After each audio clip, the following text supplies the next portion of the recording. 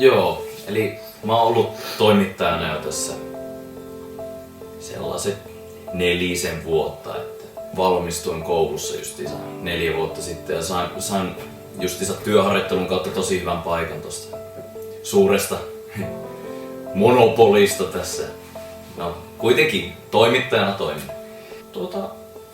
Kyllä mulla on niinku aina ollut sellaista tosi suurta intohimoa tätä duunia kohtaan ja joku tässä niinku on vienyt, tuntuu että verissä se varmaan kulkee, että isä oli kirvesmies, mutta kyllä se niinku jollain tapaa haluaa viedä sanaa saattaa. No kuitenkin.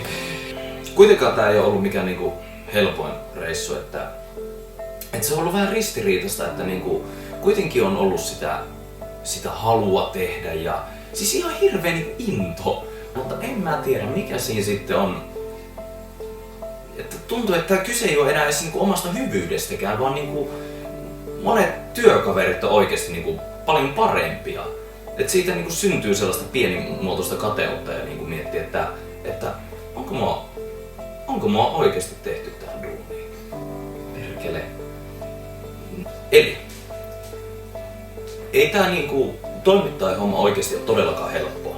Että jutut puuttuu ja tää niinku valitettavasti katkoo siltoja puoleen ja toiseen, että niinku monet tutut on lähtenyt kävelemään, koska ne pitää mua jotain jonain.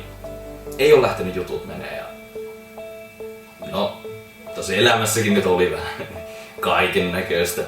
Ei oikein lähtenyt, mutta ja sitten siinä tapahtui ja rahahuolet ja en mä tiedä, mä jotenkin jollain suomalaisella sisulla halusin kuitenkin löytää se mun juttuni, se mun lööppi. En mä kyllä olisi niinku koskaan uskonut, että tää päivä, milloin tämä tapahtui, niin että se olisi oikeasti ollut siinä, että todella huonostihan se niin lähtikin liikkeelle tai todella perinteisesti oli jonkinlaisia paineita itseni sisällä, jota jollain tapaa piti päästä ulos.